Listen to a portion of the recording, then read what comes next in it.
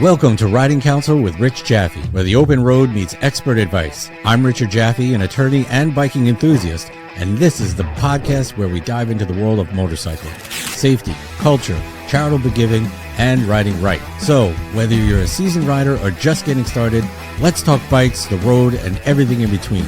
Let's ride! All right. Hello, everyone in ridingcounsel.com podcast land. Here for another podcast on ridingcounsel.com. And let me tell you something. There's nothing like the freedom of riding with a pack. Nothing. But when one rider makes a mistake, everyone feels it. In this episode, we're going to pull back the curtain on group motorcycle rides, the unspoken rules, the common errors that turn into chaos, because that's what it turns into. Trust me. And also the simple habits that can keep everyone upright and alive. So whether you're riding and you're a leader or the newest rider in the formation, this conversation might change the way you ride forever. My name is Rich Jaffe. I am a motorcycle enthusiast. I'm a podcaster, and I'm a personal injury attorney handling motorcycle accidents where somebody gets hurt as a result of the negligence of someone else. And I want to welcome everybody here. If you haven't already, subscribe, like, share. And I'm with my very good friend, Million. How you been? Well, I am happy to be here. I'm excited to get this thing going. We got a big conversation today about group rides. So as you said earlier, about being in the pack. And I'm looking forward to this, man. This is going to be a good one. And I guess what I want to know right off the shoot here is, why is riding in a pack such a big deal as opposed to like being solo? What's the whole thing behind it? Okay, well, first of all, you have the camaraderie, right, of your fellow bikers, which is fantastic. I mean, there's really nothing like it. And when you ride in a pack, I'm watching your back, you're watching my back. Everyone watches out for each other. And, cars see it a lot easier. Tractor trailers see it a lot easier. And also, if you're riding in a pack, you have somebody ahead of you usually riding, and they're going to point out either with their hand or their foot if there's a problem in the road, if there's some sort of obstacle, what's coming up, so you're prepared, because a lot of times you can't see what's prepared. Let's say there's an oil slick on the road, or there's some train tracks with no marking or something like that. That's the kind of things that they're going to point out. And if I may say, it looks pretty cool when you see a pack of motorcycle riders go by. So, it's an overall feeling. It's part of the spirit of motorcycle riding.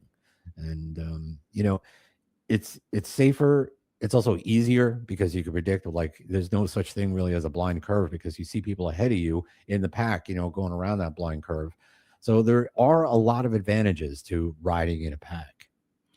I would assume too, because you just have more people and there's more human involvement, that there's also going to be risks to this. Is there an element of risk riding in a pack as well? So the most important thing, in my humble opinion, when you're riding in a pack, is to be predictable. And what I mean by that is, if you are riding, you're going to have in a pack, you're going to probably have, unless you're like a tail gunner, all the way in the back, or a pack leader all the way in the front, you're going to have somebody in front of you. You're going to have somebody behind you, and you're going to have somebody to the side of you. And if you pull a maneuver that is unexpected, you're going to surprise somebody. So you always want to be predictable whenever you ride. And that's how people learn how you ride, your style of riding, because some people, they hit the brake quick and you don't want to hit them in the rear, right? So you got to, be careful of that. Sometimes the rider in front of you will, flash their brakes, so that there's a hazard coming on. Sometimes they'll turn their hazard lights on. There's all kinds of things to look for, but whatever you do, just be consistent and be predictable. Always keep the proper space between you and the biker to your left or right, and front and back. And, there's a couple of ways of riding in a pack. You can ride side by side. Everybody rides side by side. Of course, you can fit two bikes in one particular lane, and side by side riding is just that. It's everybody riding. You have somebody either to the left or to the right of you. There's no open space. So that is really a little more formal, and you see that more in things like parades or funerals. So that's really much more formal, and most of the time you'll see like police officers do that. And then there's staggered formation, and staggered formation is arguably safer. Staggered formation means that you leave about 2 seconds of time between the front of your bike and the rear of the bike in front of you. And also, you're going to have somebody not exactly to the side of you, but he's going to be sort of diagonal. So he's going to be to the side and a little up, or to the side and a little back. And you want to leave 1 second between that person and you. So this gives you some opportunity. Let's say a gust of wind comes off and it catches your fairing or it catches your windshield. You can't really compensate for that anytime other than when it hits you, but it will give you a little wiggle room, so to say. So it's safer if you have to swerve to the left, or if you're forced to the left and there's nobody there, because that's the staggered riding. If you have to brake a little faster or something like that, you're gonna be okay, because the person behind you is going to be 2 seconds behind you, so that's plenty of time. And it's usually safer, and usually how clubs ride, unless they're in like a formal setting like a funeral, or some sort of parade or something to honor somebody. So there's even different ways of riding other than those two, but those are the two most popular. And it's uniformity and predictability and consistency. Those are some really, really good habits to have whenever you're riding. So staggered is the way to go, you think? I usually ride staggered, unless, I have been in funeral processions. I have been in parades. So yeah, you can ride side by side, but if you're a new rider, you probably don't want to ride side by side. You don't want your first pack ride to be a side by side ride. So you could show up for the formality, but please do me a favor. Don't jump in on that. Be there, support your fellow biker, make sure everybody's okay. There's different ways to support them, because safety always has to be first, always. So if you're not used to it, if you need a lesson, there's somebody that you could find to give you some pointers on how to ride side by side. I really recommend, if you're a new rider, it's your first time like in a pack or something like that, do not ride side by side. Always ride staggered. Got it. Once you decide to go into a pack, now you're part of this group, no matter how big it is, how do the legal responsibilities change? We have a lot of moving parts, a lot of human possibility for human error, so on and so forth. Legal wise, what are we looking at here? So the legal aspect of this is quite interesting. It all depends upon if you're riding in a group and that group has control over the ride. So it's really a question of fact how much control a group or a pack leader is giving over the riders of the pack. So, for instance, if you're riding, let's say, in a club, okay, any club, and it's an organized club ride, and the club hands out some guidelines on how to ride. Now, this is where we're going, this is where we're coming, and I have done something known as proof the ride. That means that the pack leader has ridden that road before where they're going and made sure that everything is relatively safe. And this is how I want you to ride. Do not exceed 55 miles an hour. Always leave 2 seconds in front of you for the other biker, and all these other kinds of aspects of how to ride that arguably can be heard of as control. And if you have control over your pack, then you are responsible for your pack. So I'm not talking like morally or ethically, I'm talking legally here. And the more control you exercise over the pack and you're a club, well, the more chance that you're going to be held liable if something goes wrong. Now, things that can go wrong, for instance, some things you can't predict, okay, but other things you can. So, one aspect of what a club really should do is find out who exactly is riding, because if you have a new rider in your pack, you can't put him in a dangerous area. You have to put him in a place where everybody can watch this rider, everybody's aware, and maybe leave him a little more space. If you don't do that, if you don't take precautions like that, and an accident happens, you certainly could become liable, because when there's an accident in a pack, usually the whole pack goes down, and it's terrible. It's like a bunch of dominoes. Mhm. But more often than not, clubs are aware of this, and clubs usually have riders that are experienced. So you're not going to really run into those problems. But still, a club does have a responsibility to the pack. So if you have somebody that is not a good rider, or has a known propensity to start doing wheelies and ride very recklessly, and you decide to have them in your pack, well, that's your responsibility now if somebody gets hurt. So when you're a club, you really have to be careful. And you also have to have an acknowledgement from these pack riders that motorcycling is recreational. There's certain hazards and dangers that come along with riding a motorcycle, and you assume that risk. So you got to be really very explicit, very express with all of these things to protect yourself as a club and even as a rider within the pack. But above all, always, always, always ride with insurance. Please, people, always have insurance, and don't cancel it and say, oh, it's cold in the winter. There's going to be snow on the ground. I'm going to cancel my insurance and I'll pick it up to, in the spring because I want to save some money. That's not a good thing to do, because what's going to happen is there's going to be a very nice day in December or January, and you're going to want to go out and you're going to be riding without insurance, and God forbid something happens. Don't let that happen to you. Another thing that can really happen is if your motorcycle is in the garage, God forbid you have a house fire. God forbid, somebody is like playing around upstairs and something falls from the ceiling onto your bike and you have no insurance, you're going to be screwed. So it doesn't really pay. Always, always, always have insurance. So in addition to clubs, if somebody, maybe not so much a club, maybe there's like a charity ride or, memorial ride, even funeral thing. Does that same legal thing still apply in that case? Is there someone like for a funeral run? Is there like somebody you could hold responsible that outlines the rules? Like, what about all these different types of runs that you would go on? Yeah, funerals again are very interesting. Usually, funerals have police officers from a local town or something like that. From local law enforcement that really help with these things, to get through red lights and intersections and things like that. But again, if you're going to take on that responsibility as a motorcycle rider from a police station and you're on, the motorcycle patrol, it's your responsibility to make sure traffic is stopped correctly and traffic is in fact stopped. So if somebody goes through that intersection, you might be responsible, or the town or the county or whoever the municipality is. If you're riding in a funeral or a parade, again, if it's run by a charity, first of all, that charity really should have insurance. Okay. It's called event insurance.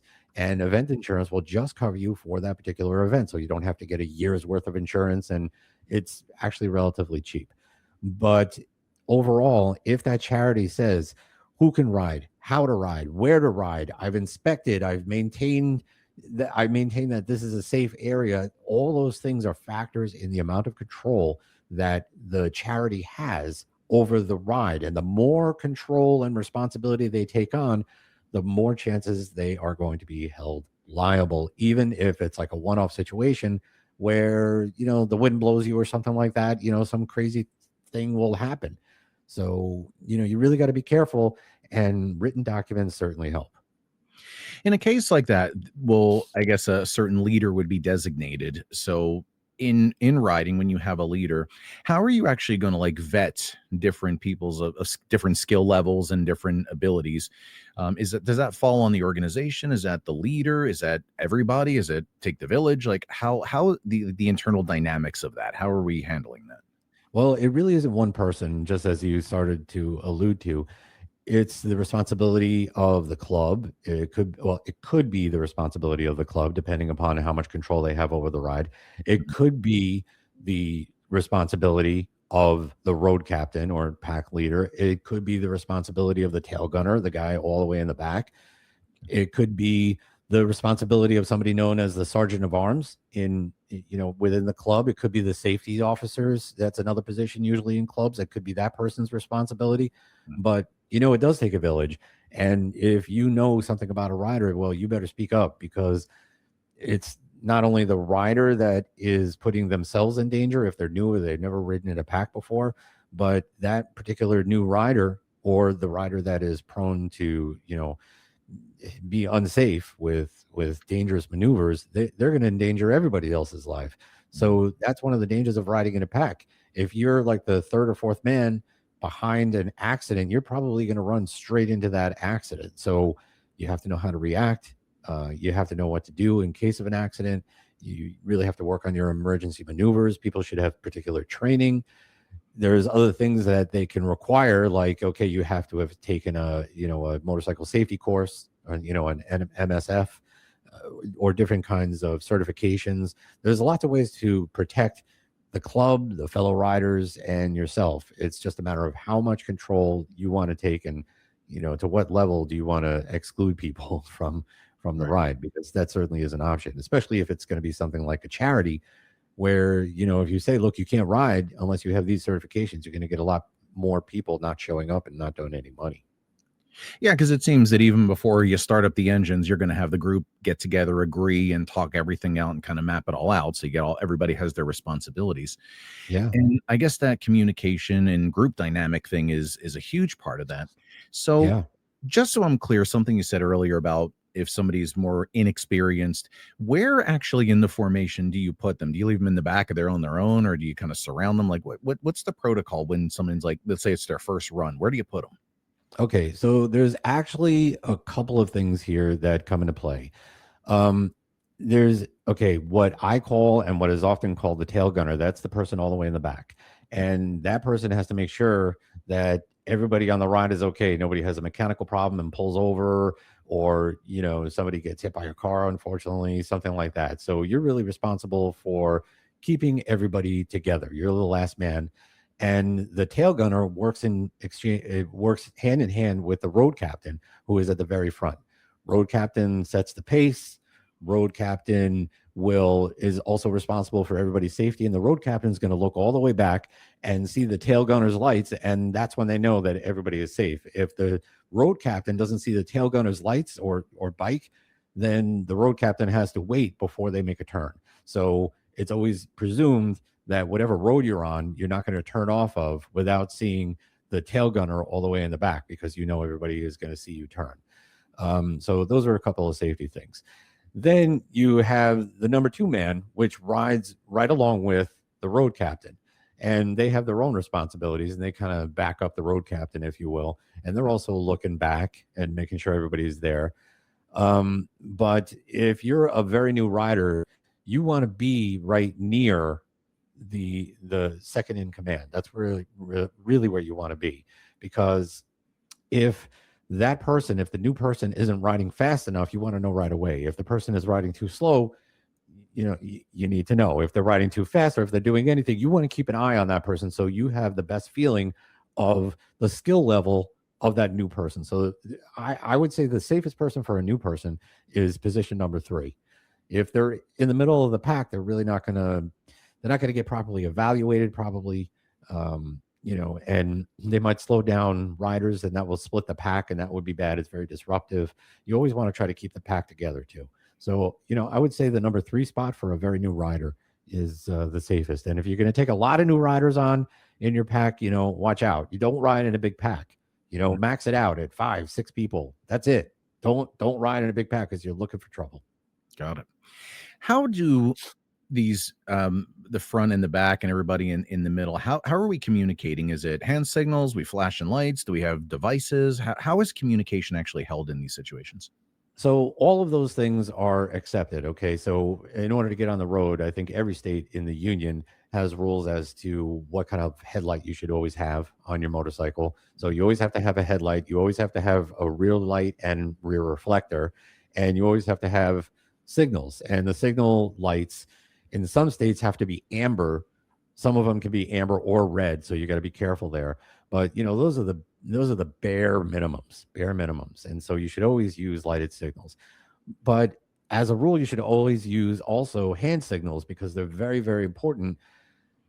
Sometimes if you have like a malfunction on your motorcycle and the signal doesn't work properly, or your signal goes on, but a lot of motorcycles will have a automatic shut off thing. So it's tied into something known as a gyroscope. So if you turn your bike, then it'll automatically go off, or it'll go off after a certain amount of time. And if that happens, or if any of those things are not functioning, then the people behind you aren't going to know to turn. So it's a very, very good thing to always use hand signals. And when you use hand signals, always use your left hand, people. Okay, because your right hand is going to control your speed and your brake. Never take your hand off that right accelerator, that handle. Don't ever do that. Okay. So No. if you're passing something, if you're passing like an object in the road that you really have to be careful of, you can point with your hand. You can, there's different signs, like you point down for like a problem or like a hole, or if there's like a dead animal, you can make like a little circle with your hand. That's how people will know. But if it's on the right side, don't use your right hand. You're going to use your right foot to point it out. Okay. And that's much, much safer. And so Motorcyclists usually are trained to look for hand signals like that. And, uniformity and consistency, those are some of the things that really count when it comes to safety. All right, so we're riding in a pack. We got a little mix of maybe newer people, more veteran people. Let's say that based on your earlier example, somebody decides to become a little stupid or a little aggressive, popping wheelies, doing something. What happens in those cases? How is that handled? What's the protocol in that situation? Well, it depends what your pack leader decides, your road captain. But if that happens, if me personally, either the road captain takes care of business and says, you're immediately off the ride, do whatever you want, you're not coming with us anymore. Or if I'm on that ride and the road captain doesn't do that, I tell the road captain, I'm off the ride, take care, I'm not going to be riding in this pack anymore. So you boycott them. Yeah, I mean, I'm not doing it. I'm not doing it because it makes no sense, absolutely no sense to put my life in danger because another guy wants to showboat. And if you're riding in a pack with a club that is in fact responsible, that's a position that they're going to take, and they won't stand for that stuff. And I'm sure my riders out there know the motorcycle community is a very tight knit one, and word is going to get out very fast about your riding style. And if you start doing that, you're going to have a very, very hard time riding with other people because no one's going to ride with you. Got it. So if you're in a situation, you're doing a ride, maybe you have a little larger group, and maybe there's a situation where maybe the front half of the pack is pulling away and the back half is not. That urge to like keep up or to stick with the group, I guess the herd mentality. How does that factor into bad things happening, such as accidents? Okay, well, that's a really good issue that you bring up because that is a very popular thing to happen where people try to quote unquote catch up. And there's a saying in the motorcycle community to always ride your ride. And if you don't know what that means, then I'll do a whole new podcast on that, okay? Because it's a complicated saying. But with those three words, it really is trying to tell you that don't ride beyond your limits. So if you're not comfortable going over 55 in your motorcycle and you might lose control, don't do it. Take lessons and educate yourself and get better. If you're not comfortable going the pace of the pack, then get out of the pack, pull over. Don't do it. Don't ride outside of your limits. And if the pack starts to get split up, it's really up to the road captain to pull over the entire pack and rearrange the pack or talk to the person who's really causing this. But really, you shouldn't pass somebody on their side. You should never pass somebody once you're in a pack because that's where accidents happen. It's really up to the road captain, and the number two man and, the tail gunner to get on that, to make sure that that kind of stuff doesn't happen. And if it starts to happen, then you got to take immediate corrective action. So in terms of crashes, what is the most common cause? Is it a communication issue? Is it people showboating? Is it something you don't think of? What is the most common thing that would cause people to go down? Well, okay, overall, I'm going to say, and I don't have the facts and figures in front of me, like from all the statistics, but I will tell you that I do enough of this work that I could tell you that when you're riding a motorcycle, it's a vehicle, a four-wheel vehicle or more, making a left-hand turn while the motorcycle is going straight. And 9 times out of 10, that vehicle says, I did not see the motorcycle because their eyes are not trained to see it. You're one light coming down the road. You're trained to see two. Right. You're smaller than a vehicle, and it's harder to tell the distance between the intersection and the motorcycle. So that is one major cause. I would say another major cause is operator inattention when you are in a pack. Yeah. So it's great to be comfortable when you're riding, and that's always fine. That's fantastic. Okay. I mean, that's really what you're looking for, to be comfortable in your ride. But you can only be comfortable when you know your fellow riders in the pack. If you don't know them, your antenna's got to be up. You have to have all your senses wide open. Okay. Like your hair should be standing up on end because you really have to get to know the person who's riding on the side of you and back of you, in front of you. So if they do something unpredictable, that you can react, because you only have 2 seconds in the model that I was talking about, right? Yep. In that staggered, if and you might have less, depends upon how fast you're going, but you have 2 seconds to avoid something, right? And if you're going, you're traveling 1.5 feet per second, so if you're going 50 miles an hour, you're traveling, 50 miles an hour times 1.5, that you're traveling 75 feet per second. That's a lot of distance. So you better be ready with the brake. You better be covering your rear brake, Yep. and your senses better be wide open. So always pay attention, like more attention, until such time as you're comfortable with the riders around you. Okay. All right.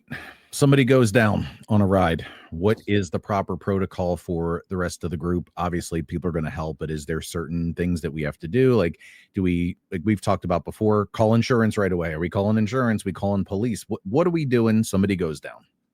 Okay. So, this gets on there. There's a couple of courses out there. And actually, one of my prior podcasts covers a fantastic course that everybody really should get certified in. I think they're based out of Wisconsin, but they will travel to almost any state and get you certified on how to handle a motorcycle accident in particular, because there are trauma protocols. That being said, the first thing that you want to do is you want to be concerned about safety. Okay. The second thing you want to do is you want to activate the 911 system, because and then you can try to help the person. Okay. So before you ride, you really should have some sort of safety committee or people designated within the pack to say, if God forbid something happens, you're the person to dial 911. You're the person that's in control of safety, and you're the person that's going to tend to the patient, or the person that went down immediately. So that's in a perfect world in a pack. But those two things, you have to be concerned about safety for the pack and the injured person, and dial 911. Those are two like priority things. So in your saddlebags or somewhere, you have to have flashing lights or something to mark the scene to make sure that nobody else enters the scene. Or if it's too unsafe, you got to get the injured person and everybody else to a place where it is in fact safe, because you don't want somebody coming around the corner and making the situation worse. But in your saddlebag, you really have to have things that are really geared for safety and a crash. And again, I always offer, I have these great flashing lights that I will give away to free. If you just get in contact with me, you put them right in your saddlebag. I have some other things like flashlights and, first aid kits and stuff like that. I give them away for free. I'm, my own personal club, the Blue Knights, they have them. A bunch of other clubs that have them. I give them away at, the charity events. I give them away to people who are my clients, and it really helps. But I also want to encourage people, please. We're talking a lot, and this is a lot of fun. But please, people, if you haven't already, go to YouTube and go to Riding Counsel, my channel, like, subscribe, share, and get the word out there. I have a lot of good information. And if you want to hear something in particular, hit me up with an email or call me, or whatever I have. Put a message down in the comments. I answer every comment. I answer every question. And I really want to help people and give them some good information. Speaking of YouTube, does recording these rides, like with your GoPro, because we discussed that in a previous episode, that tends to attract attention, legal and law enforcement wise. Yep. But then also, if you're posting your ride publicly on YouTube, and for any reason, let's say something does happen, how much legal issue does that cause?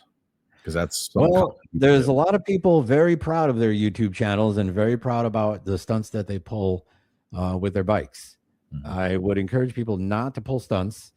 And if you're on YouTube or anywhere else, and you're filming your ride, and your speedometer is actually in view, and we can tell how fast you're going, and we have your license plate, and we have your name, and we have your telephone number, what do you think is going to happen? Because that happens a lot, and that's a really good idea for another episode. But don't be stupid, because if you play stupid games, you're going to win stupid prizes. And I never understood that. I really never understood that portion. So that's the kind of thing that happens. And you really got to be careful about what you put up on YouTube, and especially if you're in an accident or something.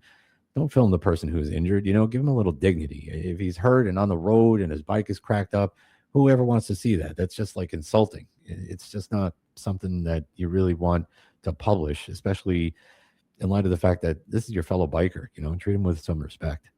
Right. So overall, as we look back and we reflect on this whole thing here, if you could share like one golden rule for going on rides in a group, what would that be? Wow, one golden rule. If I had one, I would have to go back to that saying, ride your ride, because those three words really encapsulate the fact that safety is important, preparation is important. Listening to your fellow bikers is important, communication is important, and your mentality before every ride starts, before you even get on the bike. If you're not riding for the right reasons, then you shouldn't be riding at all. I don't get on the bike if you're mad. Don't get on the bike if you're upset. Yeah. Don't do that. So you really have to ride your ride. So, just make sure you're doing it right. That's probably one of the biggest reasons that people get into problems. But that's a whole other episode. I'm looking at the time, and I would love to talk even more, but I think we're going to be out of time here. But there's a lot more to say about group rides. I think we covered a lot, and some great questions from you. I appreciate that. But if there's any other questions out there about group rides, let me know. Hit me up, and please, you can always find me online at ridingcounsel.com, ridingcounsel.com. You can also find me. I'm on Motorcycle Mayhem Radio as a guest a lot of times. I have the Legal Minute on there. I'm talking about stuff. You can find me on YouTube. You can find me on Facebook. You can find me everywhere. I'm all over the place doing charity rides and everything else. So, people hit me up. And, Million, it's been a good one. I really appreciate you, man. Absolutely, man. This is very educational. And again, make sure YouTube, like, follow, subscribe, share, tell everybody about it. You can visit the website, Riding Counsel. Call the number, all kind of good stuff waiting for you. All right, everybody. You take care, and we'll see you next time. Stay free, ride safe, and, do so legally, man. Take care, everybody. Right. Bye-bye. And that's a wrap for this episode of Riding Counsel with Richard Jaffe. Thanks for tuning in. If you enjoyed the ride, be sure to subscribe, leave a review, and share with your fellow riders. Until next time, keep the rubber side down and ride safe.